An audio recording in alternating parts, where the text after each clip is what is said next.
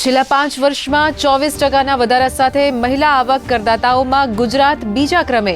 વર્ષ 2023-24ના નાણાકીય વર્ષમાં ગુજરાતમાં 22,50,000થી વધુ મહિલાઓએ કર્યું રિટર્ન ફાઇલ।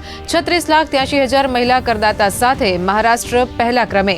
લોકસભામાં નાણાં રાજ્યમંત્રી પંકજ ચૌધરી આપી માહિતી।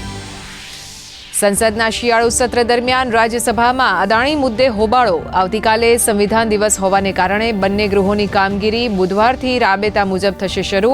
સંસદમાં સ્વસ્થ અને સાર્થક ચર્ચા કરવા વિપક્ષને પીએમ મોદીનું આહવાન।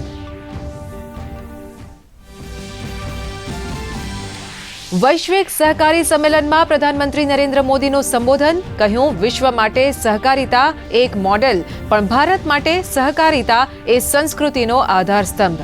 ગ્રામીણ અને શહેરી વિકાસમાં સહકારી સમિતિઓની ભૂમિકાને ગણાવી મહત્વપૂર્ણ। અમદાવાદમાં કાયદો અને વ્યવસ્થાની સ્થિતિ મામલે તંત્ર હરકતમાં। ગાંધીનગરમાં ગૃહ રાજ્યમંત્રી હર્ષ સંઘવીની અધ્યક્ષતામાં મળી બેઠક। હિટ એન્ડ રનની ઘટનાઓ સંદર્ભે બેઠકમાં થઈ વિશેષ ચર્ચા।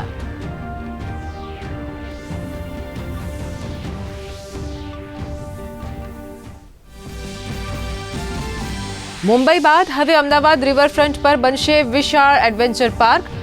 Drop tower, vibrant park, snow park જેવી રાઇડ સાથે કરાશે ઊભી। રૂપિયા 150થી 200 કરોડના પ્રોજેક્ટમાં પ્રથમ તબક્કાનું કાર્ય 10 મહિનામાં કરાશે પૂર્ણ।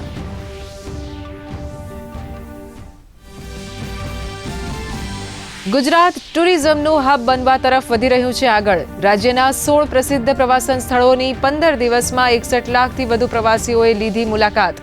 13 લાખથી વધુ ભાવિકોએ દ્વારકાના દર્શન કર્યા, તો હેરિટેજ શહેર અમદાવાદમાં કાંકરિયા હોટ ફેવરિટ।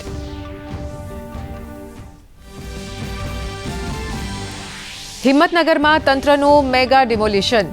પાલિકાએ કેનાલ પટ્ટી ઉપરથી હટાવ્યા 70 જેટલા દબાણો। કેનાલ ફ્રન્ટના બીજા ફેઝનું કામ શરૂ કરવા અંદાજે 80,000 ફૂટ જગ્યા કરાઈ ખુલ્લી, તો ભાવનગરના અલંગમાં પણ સરકારી જમીન પર બિનઅધિકૃત બાંધકામને કરાયું દૂર।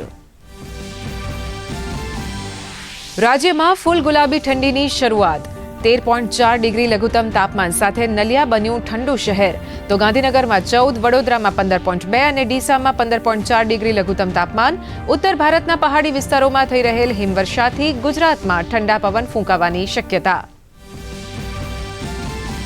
પર્થ ખાતેની પ્રથમ ટેસ્ટ મેચમાં યજમાન ઓસ્ટ્રેલિયા સામે ભારતનો 295 રને ભવ્ય વિજય।